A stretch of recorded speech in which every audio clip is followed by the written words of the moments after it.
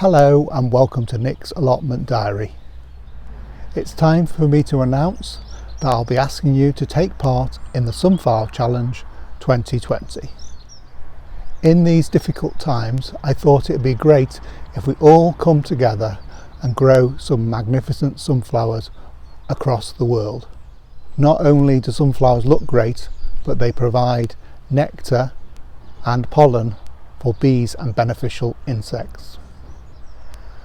Like previous years, there'll be 3 categories that you can enter if you'd like to. These are the tallest sunflower. In this category, I'll be asking who can grow the tallest sunflower of all. But this year, I'd like you to grow your sunflower in a pot or container. With lots of us having to grow at home in a garden or small spaces, it'd be great to see how tall you can grow a sunflower in a container. The second category is the sunflower with the largest head. This was a popular category last year, with loads of you growing spectacular sunflowers with large heads. In this category, the sunflower can be grown anywhere. It doesn't have to be grown in a pot. The third category is something new. What I'm looking for is a group of sunflowers all grown together to produce a spectacular display. So this could be in a pot, on a balcony, or in a garden. What I'm looking for is something that makes us all feel happy to look at. I'll now show you the varieties of sunflowers that I'm going to grow this year. We're now in the greenhouse and I've prepared a module tray with some compost. It's a 20 cell tray and I'm going to grow 5 different varieties of sunflower. The first variety I'm going to grow this year is a variety called Earth Walker. It has large flowers in colours ranging from deep orange to terracotta, and it says it's a superb variety for borders and cut flowers. I've already opened the packet. There aren't many seeds in each packet, but I only need 4 of each variety. And what I'm going to do is just push it down into the compost. Doesn't have to be very deep, to be honest, probably about a couple of centimetres, about 3/4 of an inch.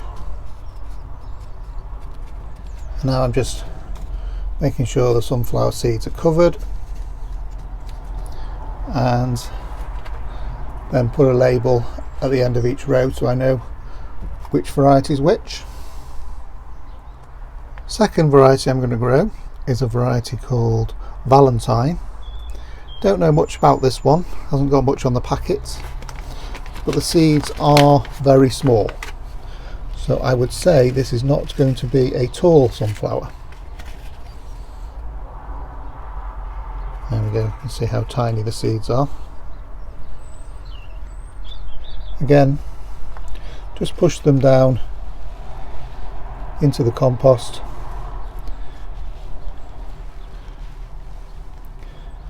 covering them over as I go.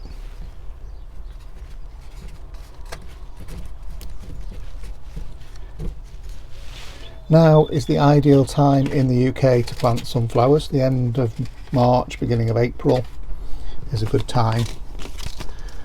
They should, with some warmth, grow away quite quickly. Here's the label for the Valentines. And the third variety I'm going to grow is a variety called Harlequin. Got the different colours of those sunflowers, and it says they're a bi-coloured range of richly coloured sunflowers including unusual rose pink shades, multi-headed stems. So those should be an interesting variety to grow. Not grown these before. The seeds are different colours, so I'm going to try different coloured seeds to see if I do get a range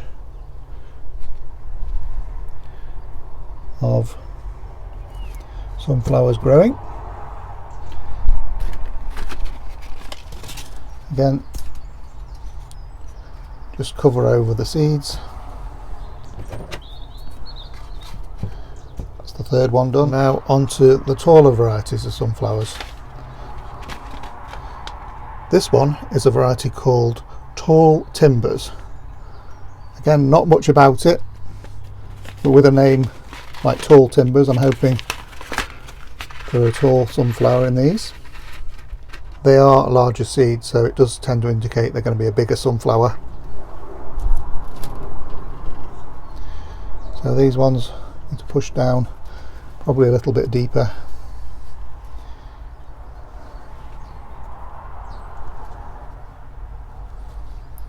Into the compost.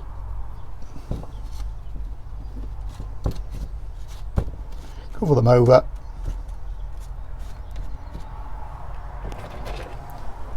Another label. The third variety that I'm planning to grow is a variety called Giraffe.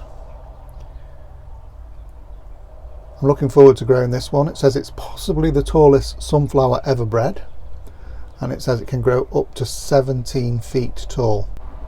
But in a pot it's not going to likely grow that tall, but I am looking forward to trying this one out. An interesting mix of different coloured seeds. Again, I'll try a few different colours, see if that makes any difference at all.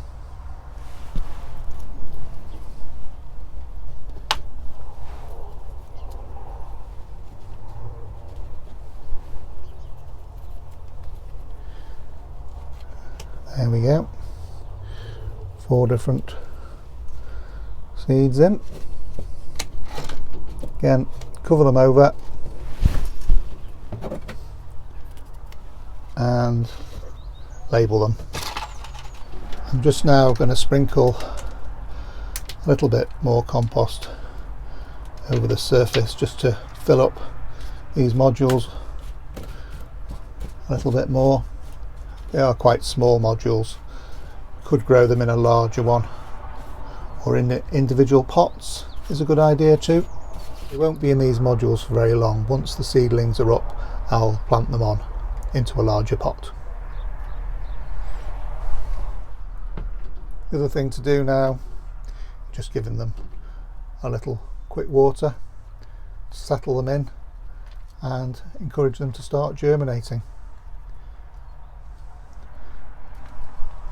You don't need to start them off in a greenhouse if you haven't got frost, but they do need a little bit of warmth to get them going.